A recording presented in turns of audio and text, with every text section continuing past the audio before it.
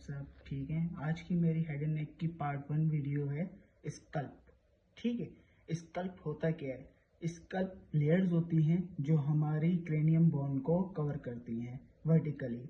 Cranium bone आपको वैसे पता है कि होता क्या है, इसीलिए मैं डिटेल में आपको बता नहीं रहा। लेकिन इसकी जो लेयर्स हैं वो कितनी होती हैं? वो 5 लेयर्स पे होती हैं मुश्तमिल। 5 लेयर हैं जिसमें पहले आते हैं हमारे हेयर के बाद आती है स्किन के बाद आती है डेंस कनेक्टिव टिश्यू, फिर आती है एपोनियोटिक लेयर, फिर आती है हमारी लूज कनेक्टिव टिश्यू, फिर हमारी पेरिकेनियम आती है। ठीक है, ये 5 लेयर हैं जो पूरा ये हमारे जो क्रेनियम बोन है, शार्क बोन, उसको जो है ये कवर करती हैं 5 लेयर स्कल्प। ठीक है, अब फर्दर इस पे अगर आप देखें एक्सटेंड कहाँ से होता है ये। ठीक है, एक्सटेंड अगर आप देखें तो इंटीरियरली होता है, पोस्टीरियरली होता है, ईच साइड होता है। अब इंटीरियरली अगर आप देखें तो मैं अभी आपको इंटीरियरली दिखाता हूँ 3D के थ्रू। अगर आप 3D ये हमारी ऑर्बिट आ गई। ठीक है, ऑर्बिट के बाद हमारे जो ऊपर से जो एलिवेशन नज़र आ रहा हुआ है ये हमारा सुप्रा ऑर्बिटल मार्जिन है। ठीक है, सुप्रा ऑर्बिटल मार्जिन है हमारा। अगर आप इसका पोस्टीरियरली देखें तो पोस्टीरियरली आप देखें ये जो एलिवेशन नज़र आ रहा है ये वाला, ये हमारा है एक्सटर्नल ऑक्सीपिटल प्रोट्यूबरेंस। ठीक है, ये हमारा है यहाँ तक एक्सटेंड करता है। और ये जो लाइन नज़र आ रही है ये सुपीरियर न्यूट्रल लाइन है, यहाँ तक ये एक्सटेंड करता है। और अगर ईच साइड आप देखें तो सुपीरियर टेम्पोरल लाइन तक ये एक्सटेंड करता है। ठीक है, टोटल ये 5 लेयर पे हैं। मैंने वो लेयर्स आपको बता दी, 5 लेयर। मैंने आपको ये भी बता दिया है कि इसका एक्सटेंड कहाँ से कहाँ तक होता है। इंटीरियरली सुप्राऑर्बिटल मार्जिन से होता है, posteriorly external occipital protuberance superior neutral line से होता है, ईच साइड अगर हम देखें तो सुपीरियर टेम्पोरल लाइन से होता है।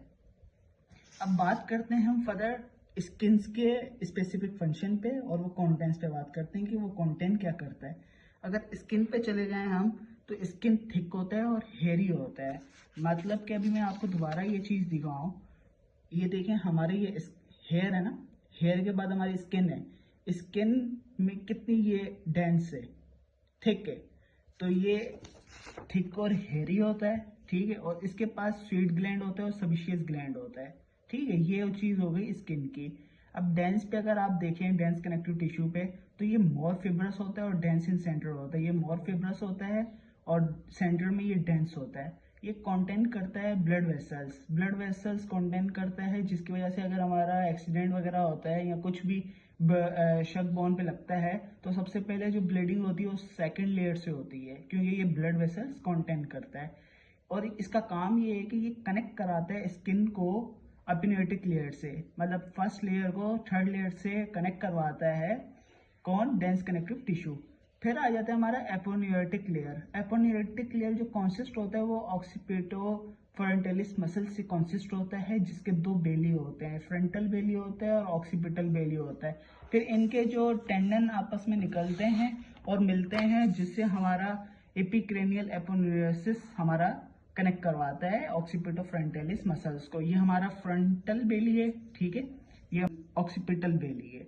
ये फ्रंटल और ऑक्सीपिटल बेली हो गए, इन दोनों को जो आपस में मिला रहा है वो कौन है? एपिक्रेनियल एपोन्यूरोसिस है।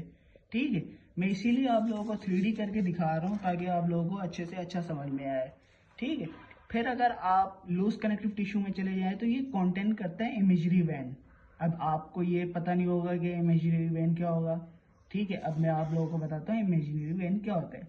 ये कनेक्ट करवाता है स्कल्प की सुपरफिशियल वेन को डूरल वेनस साइनस से। अब आपको पता है डूरल वेनस साइनस इंट्राक्रेनियल है, सुपरफिशियल है, एक्स्ट्राक्रेनियल। ठीक है, एक्स्ट्राक्रेनियल को इंट्राक्रेनियल से जो ज्वाइन कराता है वो यही इमेजिनरी वेन कहलाती है। ठीक है, अब जैसे कि हमारा इंट्राक्रेनियल आप देख लें डूरल वेनस साइनस, इस पे बहुत बड़ी वीडियो है, बहुत बड़ी, जिसकी वजह से मैं उस पर अलग वीडियो बनाऊंगा।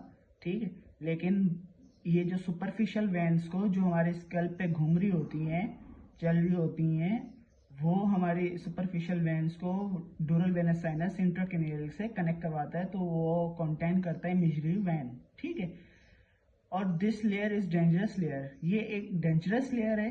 वो क्यों? इधर से इन्फेक्शन कैन स्प्रेड इजीली, वो आसानी से स्प्रेड आउट हो जाता है। यहाँ से कोई भी इन्फेक्शन हो स्प्रेड हो जाता है, फिर वो डूरल वेनस साइनस में चले जाता है, क्योंकि आपको पता है कि कॉन्टेंट क्या करता है, इमेजिनरी वैन। इमेजिनरी वैन करता है एक्स्ट्रा कैनियल से, ये एंटर होता है फोर्थ लेयर के थ्रू एंटर होता है, फिर वो इमेजिनरी वैन के थ्रू इन्फेक्शन जो है हमारा डूरल वेनस साइनस में चला जाता है, इंट्राकैनियल।